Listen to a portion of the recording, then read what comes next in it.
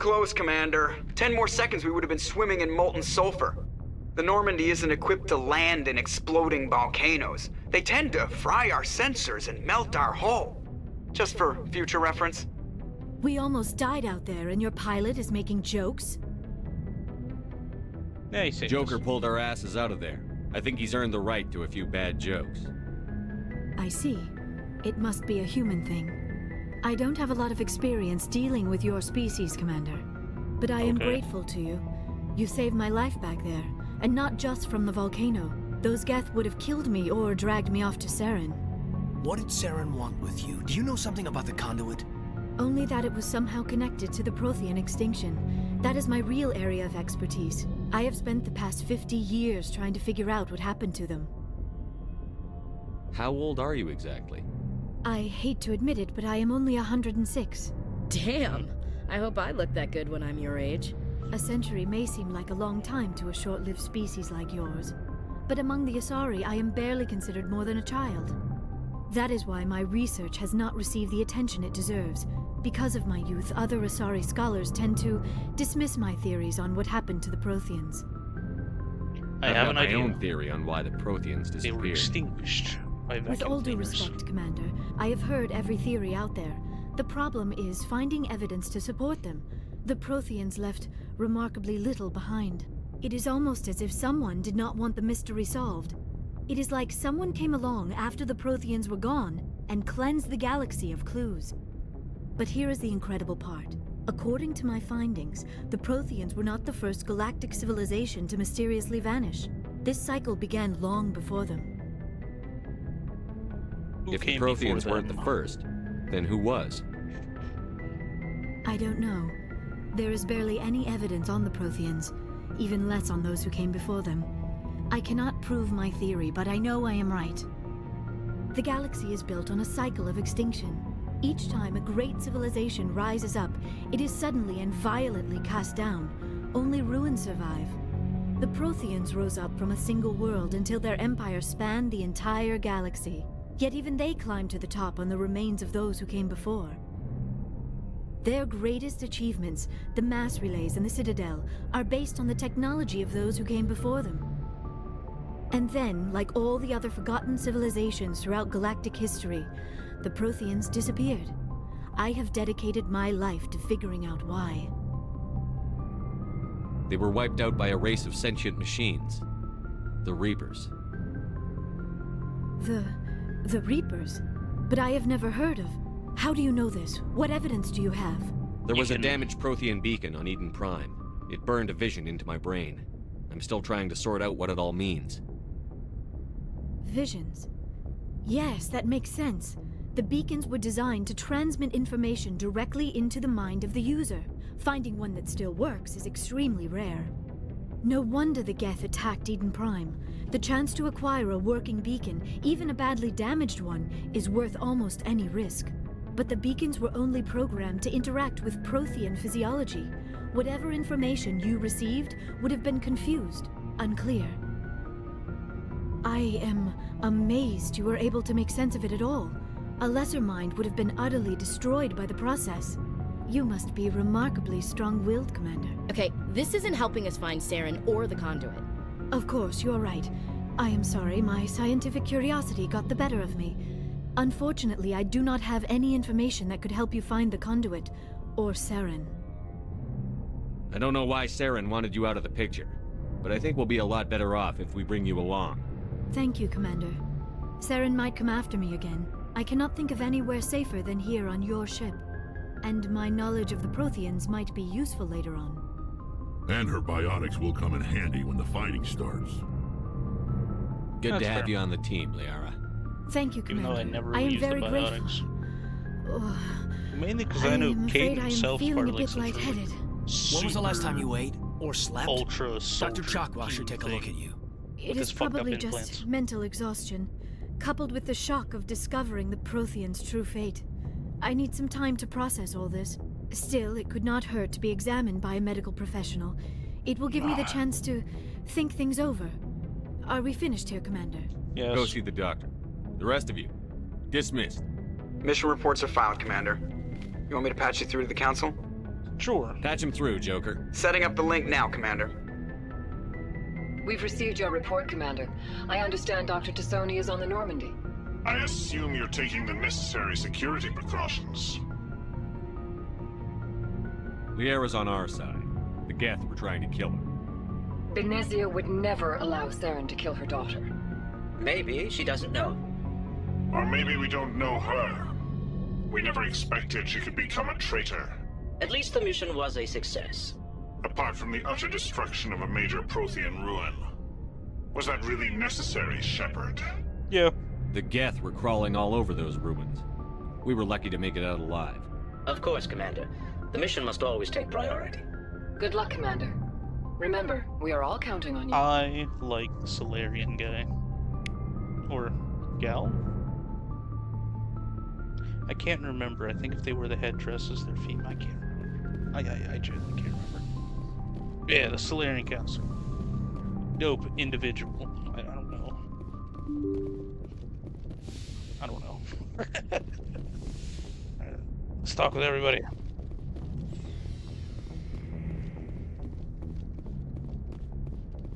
I gotta be careful with Caden. I do. What is it? My very first playthrough, completely unintentional. I accidentally started the gay relationship with Caden. Just trying to be, you know what I mean, a homie, a bro. Like, you know, it's like, hey man, what's good? You know, part of the original crew. We lost Jenkins. And I think at one point he was like, you can call me to your cabin anytime. I'm like, whoa, no, bud. It ain't like that. So I gotta be careful. Anything you need, Commander? Just trying to get a sense of where the crew's at. Thoughts? Is this an official evaluation, Commander? Or off the record? Speaker Lincoln. mind. When it's just you and me, you can consider it off the record. That's a generous attitude. Okay. I think there's something wrong with all this. This Saren is looking for records on some kind of galactic extinction, but we can't get backup from the Council? Sorry, Commander. There's writing on the wall here, but someone isn't reading it. No, The Council doesn't want to believe anything's wrong. I'd call it human nature, but... I hear you. It just seems like a group that's been around as long as the Council should see this coming. Sorry if I got too informal. Protocol wasn't a big focus back in Bot. Tell me about it. Biotic acclimation and temperance didn't last past the airlock. To the kids they hauled in, it was brain camp. Sorry, hauled in is unkind. We were encouraged to commit to an evaluation of our abilities so an understanding of biotics could be compiled. There are worse results of accidental exposure to element 0 in the womb. Beats the brain tumors some kids grew up with. Jesus. Is there some question about how you were exposed? My mother was downwind of a transport crash. It was before there were human biotics, a little after the discovery of the Martian ruins. It only gets iffy around 63 when Kinetics was running out of first-gen subjects. Until then, they'd relied on accidentals. Bunch of guys in suits show up at your door after school, and next thing you know, you're out on Jump Zero. Jump Zero is Gagarin Station, right? What's it like? Yeah, that's the official name. Biggest and farthest facility we had for decades. Right on the termination shock, the outer edge of the solar I'm system. not gonna lie, this is actually news. It's where they did all the Goose Chase FTL research before we caught on to using mass effect fields. It was a sterile research platform when I was there. You know of any intentional exposures for certain?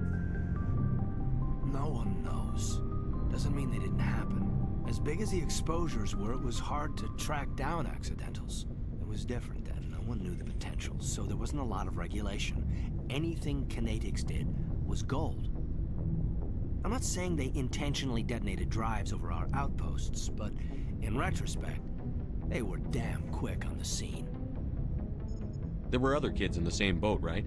At least you weren't alone out there. That's true. We did have a little circle that'd get together every night before lights out. We didn't have much to do, though. It was a research platform then, and Kinetics kept Jump Zero off the extranet to prevent leaks. Then you must have had plenty of time to get to know each other. Yeah, we'd sit around and bull every night after dinner, play cards or network games. There was this girl named Rana, who red circle grow up around her. She was from Turkey. Her family was very rich. But she was smart and charming as hell. Beautiful. But not stuck up about it. I think you'd have liked her. Someone like she had a was special to you. crush. She was. Maybe she felt the same. But things never felt together. Training, you know. Jump Zero's a long way from home. What was it like? The grand KK gateway to girlfriend. humanity looks a lot better in the vids. But that's my own baggage, Commander. No bearing on this. It's a big galaxy, Lieutenant. Who knows what will come in handy? If you say so, sir. Besides, I've got my past squared away. All right. I never knew that. I never knew that he was exposed to that. That's cool. I thought they roided him up on it, you know. Dr. Chakwas is always cool. Yes, Commander? Is there something you need? How well do you know the Lieutenant? I'd never worked with him before this mission. But he has an impressive service record. Over a dozen special commendations. Tends to keep to himself, though. Maybe because of the headaches. It's not easy being an L2. What does that have to do with it? Well, most biotics now use the L3 implants. Lieutenant Alenko was wired with the old L2 configuration. Sometimes there are complications. What kind of complications? Severe mental disabilities, insanity, crippling physical pain. There's a long list of horrific side effects. Caden's lucky. He just gets migraines. How did you end up serving on an Alliance ship? I enlisted right out of med school. Earth always seemed boring to me. Too safe, too secure. I figured the colonies were teeming with exotic adventure. I wanted to travel the stars, tending the wounds of tough soldiers with piercing eyes and sensitive souls. Turns out military life isn't quite as romantic as I'd imagined. But humanity needs the Alliance if we want to keep expanding through the Traverse, and the Alliance always needs good doctors. So I stayed on to do my part. Ever think you made the wrong choice? Sometimes I think about opening a private practice back on Earth, or maybe taking a position at one of the new med centers out in the colonies. But there's something special about working on soldiers. If I left the Alliance now, I'd feel like I was abandoning them. I should go. Goodbye, Commander.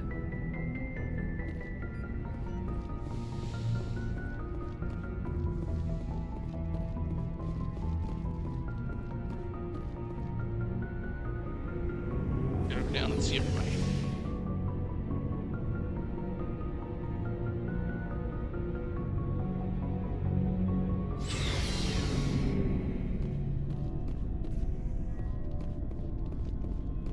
Shepard, what can I do for you? What's your story, Rex? There's no story. Go ask the Quarian if you want stories. You Krogan lived for centuries. Don't tell me you haven't had a few interesting adventures. Well, there was this one time the Turians almost wiped out our entire race. That was fun. Sounds I heard like about it. that. You know, they almost did the same to us. It's not the same. It seems pretty much the same to me. So your people were infected with a genetic mutation? An infection that makes only a few in 1,000 children survive birth? And I suppose it's destroying your entire species? I suppose it isn't all the same. I don't expect you to understand, but don't compare humanity's fate with the Krogan. I was just making conversation. I wasn't trying to upset you. Your ignorance doesn't upset me, Shepard. As for the Krogan, I gave up on them long ago. The genophage infected us, but it's not what's killing us. Are your people really dying? We're sure not getting any stronger. We're too spread out. None of us are interested in staying in our own system. Lots of species have left their homes and prospered. But they go to colonize new worlds. We're not settlers. We're warriors. We want to fight. So we leave. Hire ourselves out. And most of us never go back. What can you tell me about the genophage? Ask the Solarians if you want details. They made it. All I know, it makes breeding nearly impossible. Thousands die in stillbirth, and most never get that far.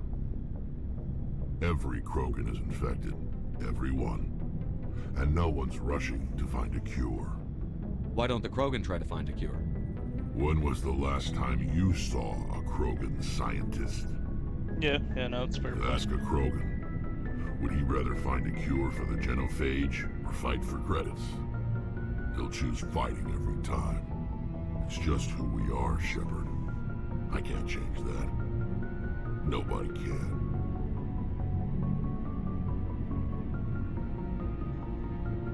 So long, Rex. Shepard.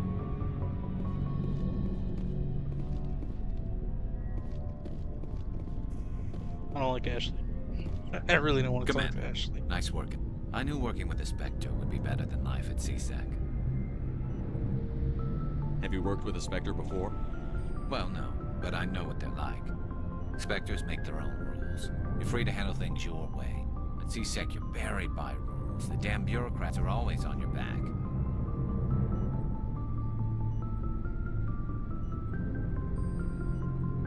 No, it's Being true. a Spectre does have its advantages. Exactly my point.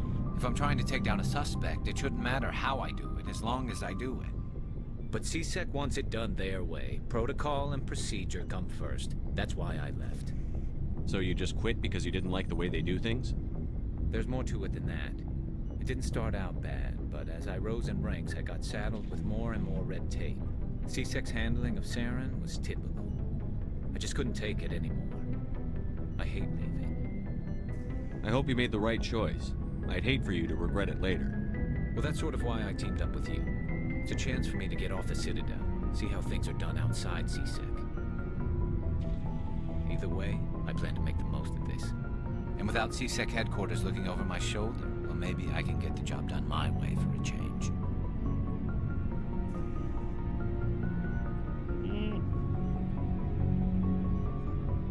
As long as you do your job well, you're free to go about your business as you see fit. Thank you, Commander.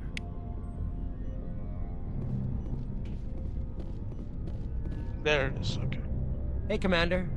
Looking for some extra supplies before you head out? What have you got? Whatever you want. Armor, weapons, mods. It's not standard Alliance issue, but that's not necessarily a bad thing. Well, as long as you don't mind paying for it.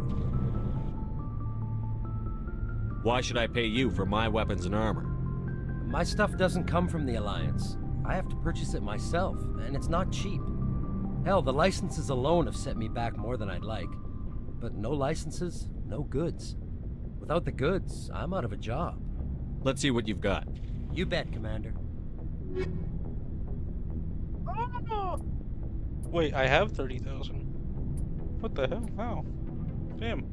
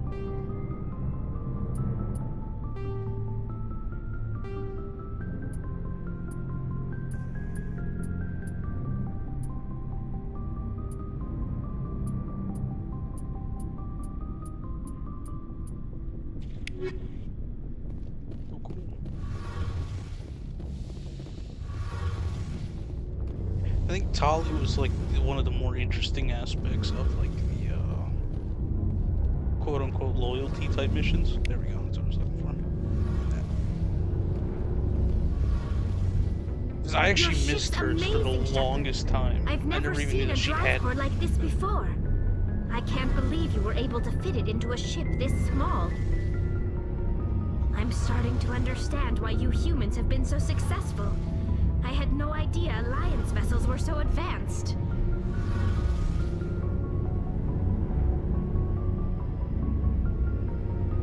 The Normandy's a prototype. Cutting-edge technology. A month ago, I was patching a makeshift fuel line into a converted tug ship in the flotilla. Now, I'm sitting on board one of the most advanced vessels in Citadel space. I have to thank you again for bringing me along. Traveling on a vessel like this is a dream come true for me. I had no idea you found ship technology so interesting. It comes with being a Quarian. The migrant fleet is the key to the survival of my people. Ships are our most valuable resource.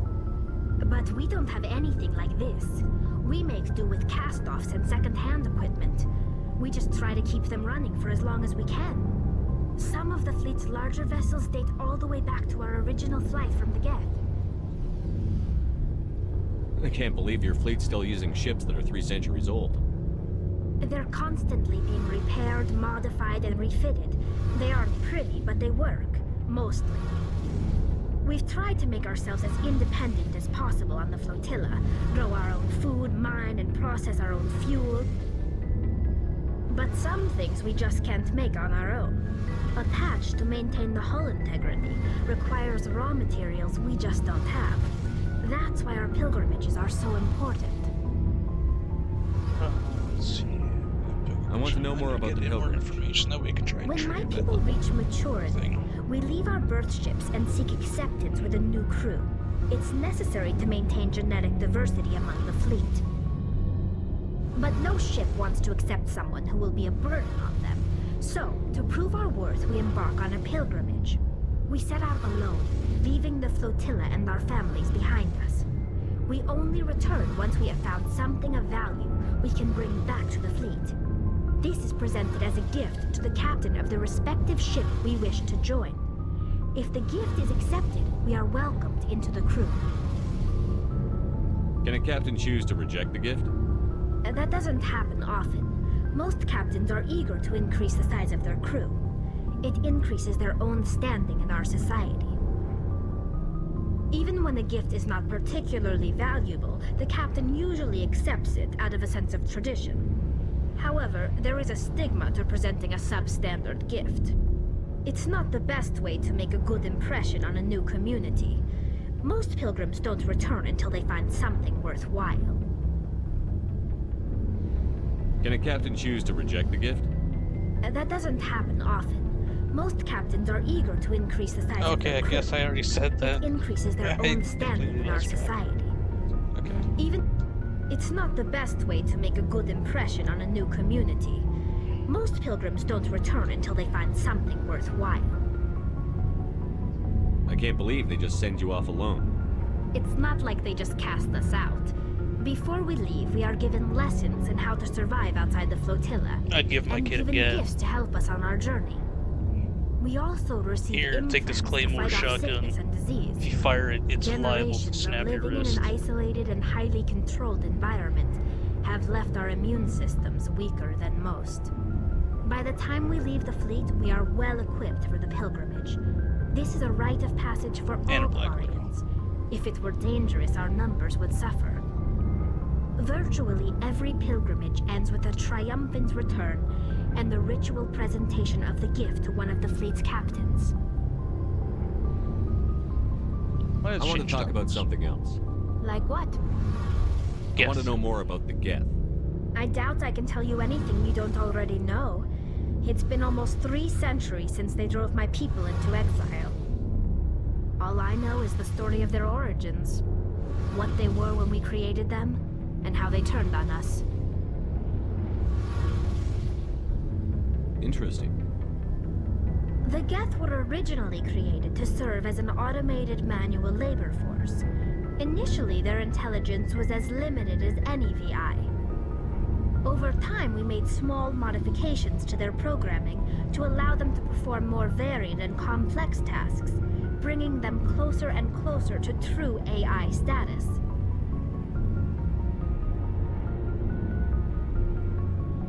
How come the Council didn't step in and stop you? This wasn't true AI research. We may have been skirting the bounds of the law, but we never did anything that was actually illegal. The changes were so insignificant, so gradual, that we were able to control them. Or so we thought. But one thing we underestimated was the power of the neural network. A million Geth thinking simultaneously created an inherently unstable matrix. So, the Geth share brain power? That's right. Well, many of the Geth's logic systems were designed to work in concert with other nearby Geth. In Mass Effect 2. Basically, the more of them you have in the group, the smarter they are. It all gets discussed. So there's some sort of group consciousness? No, nothing like that. They cannot share sensory data or information. Their programming cannot handle that much simultaneous input. Each Geth maintains an individual awareness and identity.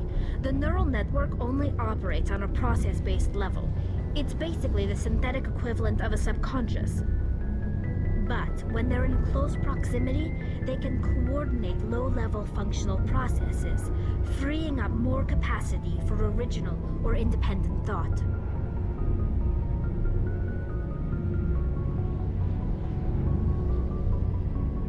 That doesn't make any sense. I'm probably oversimplifying. The Geth are incredibly advanced and complex creations. All you need to know is that they get smarter when they gather in large numbers.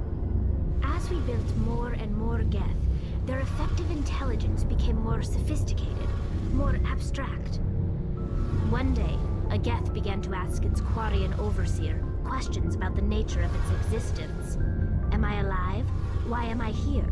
What is my purpose? As you can imagine, this caused a near panic among my people. I don't see what's so bad about those questions. The Geth were created to engage in mundane, repetitive, or dangerous manual labor. That's fine for machines, but it won't satisfy a sentient being for long. The Geth were showing signs of rudimentary self-awareness and independent thought. If the Geth were intelligent, then we were essentially using them as slaves. It was inevitable the newly sentient Geth would rebel against their situation. We knew they would rise up against us, so we acted first. A general order went out across all Quarian-controlled systems to permanently deactivate all Geth. The Geth responded to this order violently.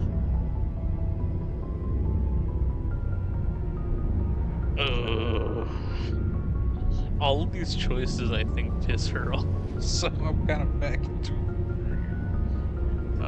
Let's see. Find yourselves. You can't blame them for fighting for their survival. We had no other choice. The Geth were already on the verge of revolution. By acting quickly, we had a chance to end the war before it began. The hope was that most of the Geth would still be little more than machines, incapable of organized resistance. But they had progressed much further than anyone anticipated. The war was long and bloody. Millions upon millions of Quarians died at their hands. In the end, we were forced to flee our own homeworld. We feared the Geth would pursue us, but they never came beyond the Veil. Now we drift through space, exile, searching for a way to reclaim what was once ours.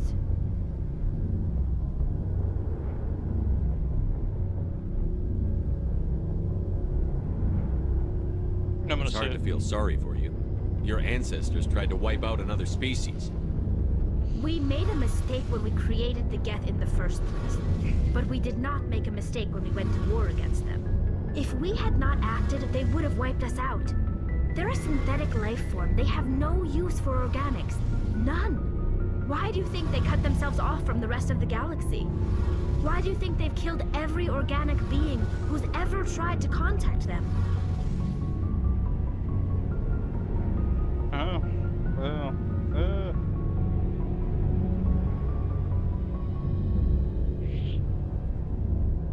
Yep, I have no idea what to pick here. I didn't mean to offend you. I'm sorry. I didn't mean to get so worked up. Most Quarians tend to have pretty strong opinions about the Geth. Tell me about your people. Our lives aren't easy. Resources are scarce, and we are constantly on the move. Everything we do must in some way contribute to the continued... There are 17 million Quarians in the flotilla, and each of us relies on the others for survival. The bonds among my people are strong. Unfortunately, we have had to surrender many of the freedoms and civil liberties other species take for granted. What kind of freedoms? Well, it's illegal for parents to have more than one child. If our population grows too much, it would strain our resources to their breaking point. Of course, we also can't allow our numbers to become too few. If our population is in decline, the rule against single births is temporarily repealed. China again. In extreme cases of population decline, incentives are even offered to encourage multiple births. Though the Conclave hasn't had to take such measures in nearly a century. That's your government. The Conclave is our civilian branch of government. Each ship can elect a representative to serve on the Conclave and make decisions that affect the fleet as a whole. On matters that affect an individual ship, however, the captain has the final say. It's a tradition that dates back to the early days, when the fleet was governed by martial law. Fortunately, most captains nowadays are smart enough to have an elected council from their crew to give them advice and guidance. So the ultimate power rests with elected officials. In practice, that is a the Conclave and the respective council for each ship tend to set the rules that govern our daily lives. But in theory, we are still under military jurisdiction. The 5 top-ranking military officials in the fleet serve on the Admiralty Board. These 5 have the power to overrule any decision by the Conclave in case of emergency. To do so requires unanimous agreement among the Admiralty, and they can only do this once. After that, the entire board must resign their posts. It's a safeguard that served us well. In nearly 3 centuries, the Admiralty Board has only overruled the Conclave 4 times. Okay. I should go. See you later. Is there anything here? Okay, so I just kind of more or less got to progress through the story.